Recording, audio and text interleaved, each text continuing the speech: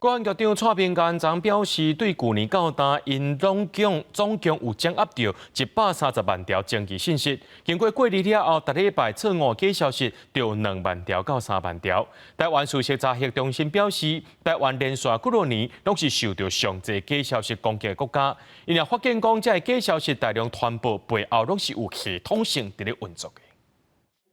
4月初1，愚人节有网称做假新闻，讲股神巴菲特买回台积电股票，致使民众互这个假消息牵起，显示假消息影响的层面真大。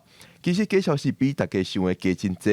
国安局长伫立法院表示，因每礼拜过滤出来的假消息有2万条至3万条这么多。从去年到现在，掌握的这种争议讯息有130多万件。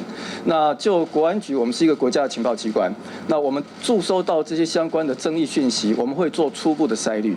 但是这个争议讯息到底是真的是假的，我们一般会通报到权责的单位来做进一步的判定，到底有没有必要再做进一步的处理或回应。 长期做消息查证的台湾事实查核中心对这个惊人的假消息数量并无意外，因指出，根据瑞典的调查，台湾连续7年是上接受假消息攻击的国家。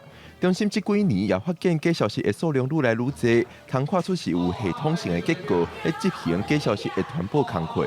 这么多，吼，一定唔是有人食饱受用啦，吼，一定有人系统性的咧做。 有有摕钱的，有无摕钱的，啊是哪一个军队共款在做这个代志哈？咱讲认知作战，哈，啊是这是国安层次的问题。事实查核中心表示，大量的假消息有可能致使民众对政府失去信心，甚至影响民主体系。事实查核中心的能力只通针对破坏力上强的假消息优先澄清，上重要的也是民众收到会引起情绪反应的可疑消息的时，培养性冷静然后纠正的惯势。记者郭文林由凯台北报道。